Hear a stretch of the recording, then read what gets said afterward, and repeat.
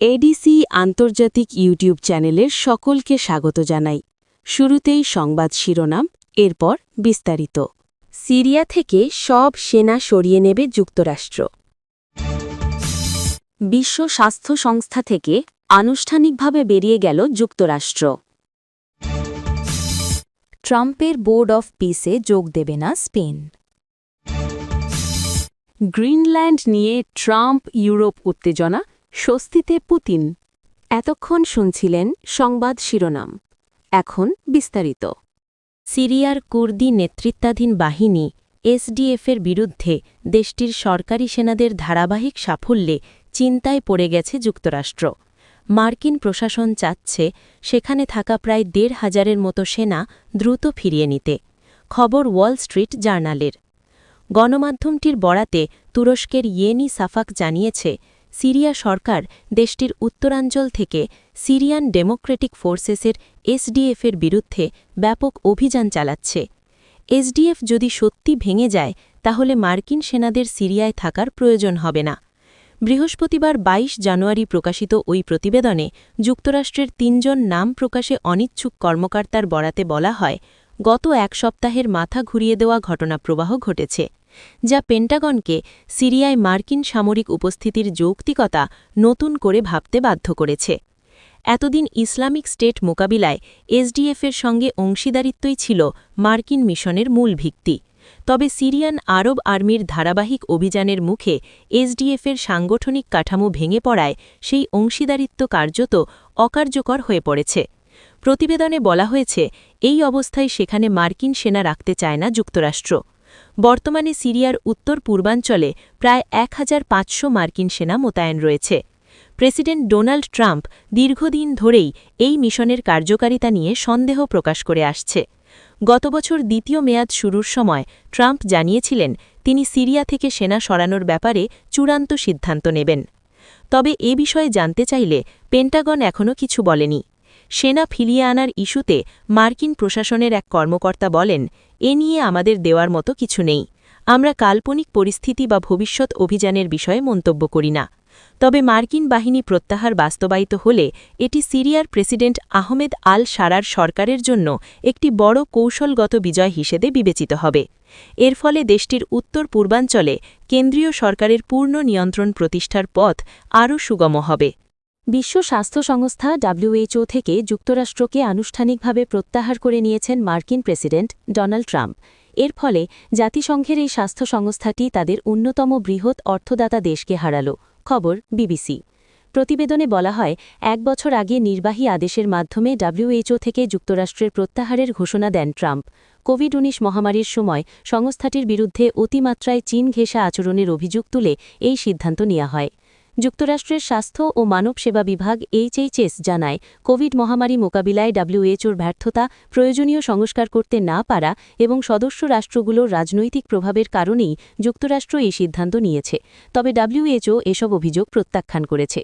WHOর মহাপরিচালক Tedros Adhanom Ghebreyesus বলেছেন, যুক্তরাষ্ট্রের এই সিদ্ধান্ত শুধু সংস্থাটির জন্য নয়, বরং যুক্তরাষ্ট্র ও বৈশ্বিক জনস্বাস্থ্যের জন্যও ক্ষতিকর। তিনি পোলিও নির্মূল, এইডস প্রতিরোধ, মাতৃমৃত্যু হ্রাস এবং তামাক নিয়ন্ত্রণে আন্তর্জাতিক চুক্তিসহ নানা বৈশ্বিক উদ্যোগে WHOর গুরুত্বপূর্ণ ভূমিকার কথা তুলে ধরেন। কোভিড-১৯ মহামারীর পর ভবিষ্যৎ মহামারী প্রতিরোধ ও মোকাবিলার লক্ষ্যে একটি আন্তর্জাতিক মহামারী চুক্তি প্রণয়ন করে WHOর সদস্য রাষ্ট্রগুলো। ২০২৪ সালের এপ্রিল মাসে চুক্তিটি অনুমোদিত হলেও যুক্তরাষ্ট্র এতে অংশ নেয়নি। ঐতিহাসিকভাবে WHOর অন্যতম বড় অর্থদাতা ছিল যুক্তরাষ্ট্র। তবে ২০২৪ ও ২০২৫ সালের জন্য নির্ধারিত অনুদান পরিশোধ করেনি দেশটি। এতে সংস্থাটিকে ব্যাপক কর্মী ছাঁটাই করতে হয়েছে। WHOর আইনজীবীরা দাবি করেছেন, যুক্তরাষ্ট্রের প্রায় $২৬০ মিলিয়ন বকেয়া পরিশোধের বাধ্যবাধকতা রয়েছে, যদিও ওয়াশিংটন জানিয়েছে তারা এই অর্থ পরিশোধের কোনো কারণ দেখছে না। মার্কিন সরকার জানিয়েছে, WHOতে সব ধরনের মার্কিন সরকারি অর্থায়ন বন্ধ করা হয়েছে। জেনেভায় সংস্থার সদর দপ্তর সহ বিশ্বজুড়ে বিভিন্ন দপ্তর থেকে মার্কিন কর্মী ও ঠিকাদারদের প্রত্যাহার করা হয়েছে। একই সঙ্গে শত শত যৌথ কার্যক্রম স্থগিত বা বাতিল করা হয়েছে। মার্কিন স্বাস্থ্যমন্ত্রী রবার্ট এফ কেনেডি এবং পররাষ্ট্রমন্ত্রী মার্কো রুবিও এক যৌথ বিবৃতিতে বলেন, WHO মার্কিন অবদানকে ক্ষুণ্ণ ও অপমান করেছে। তাদের দাবি, সংস্থাটি তার মূল লক্ষ্য থেকে সরে গিয়ে যুক্তরাষ্ট্রের স্বার্থবিরোধী অবস্থান নিয়েছে। ভবিষ্যতে ডব্লিউএইচওর সঙ্গে যুক্তরাষ্ট্রের যোগাযোগ কেবল প্রত্যাহার প্রক্রিয়া সম্পন্ন করা এবং মার্কিন নাগরিকদের স্বাস্থ্য সুরক্ষার মধ্যেই সীমাবদ্ধ থাকবে বলে জানানো হয়েছে।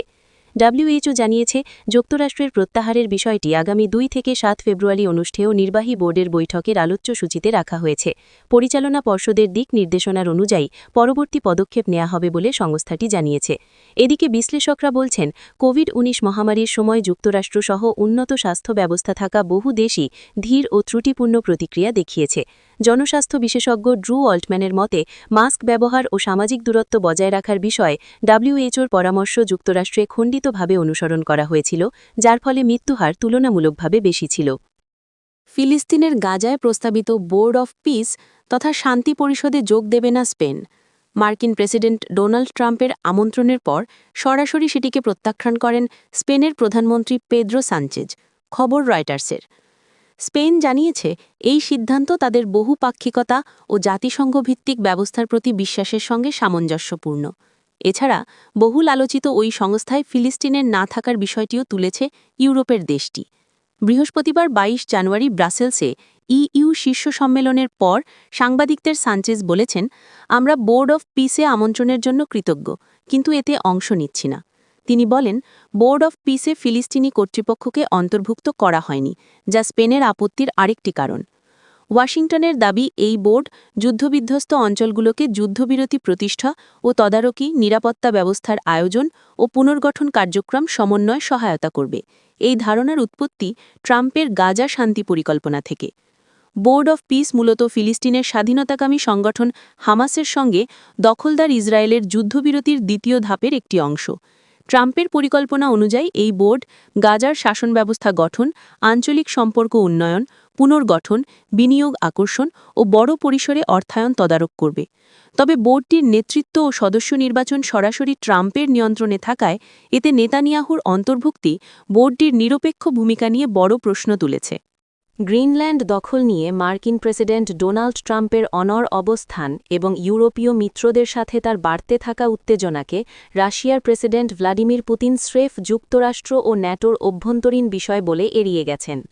রাশিয়ার নিরাপত্তা পরিষদের এক বৈঠকে পুতিন টেলিভিশন ভাষণে বলেন, গ্রিনল্যান্ড নিয়ে কী হচ্ছে তা মস্কোর মাথা ব্যথা নয়। তবে এই উদাসীনতার আড়ালে ক্রেমলিনের একটি সুগভীর কৌশল দেখছেন রাজনৈতিক বিশ্লেষকরা। তাদের মতে, ট্রাম্পের এই গ্রিনল্যান্ড মিশন কার্যত পশ্চিমা জোটের ঐক্য নষ্ট করছে, যা পরোক্ষভাবে রাশিয়ার স্বার্থই রক্ষা করছে। পুতিন তার বক্তব্যে গ্রিনল্যান্ডকে ডেনমার্কের উপনিবেশ হিসেবে আখ্যা দিয়ে সেখানকার বাসিন্দাদের প্রতি সহমর্মিতা প্রকাশ করেন।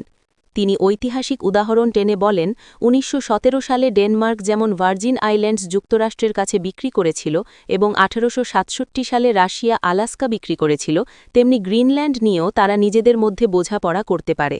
মজার ছলে পুতিন গ্রিনল্যান্ডের বাজার মূল্য $1 বিলিয়ন হতে পারে বলেও মন্তব্য করেন এবং জানান যে ওয়াশিংটন এই অর্থ দেওয়ার ক্ষমতা রাখে।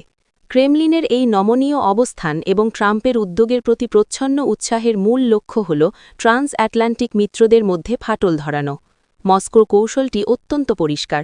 ট্রাম্প যখন গ্রিনল্যান্ড নিয়ে ইউরোপীয় দেশগুলোকে শুল্কের হুমকি দিচ্ছেন বা ন্যাটোর সমালোচনা করছেন, তখন রাশিয়ার ওপর থেকে পশ্চিমা বিশ্বের মনোযোগ সরে যাচ্ছে।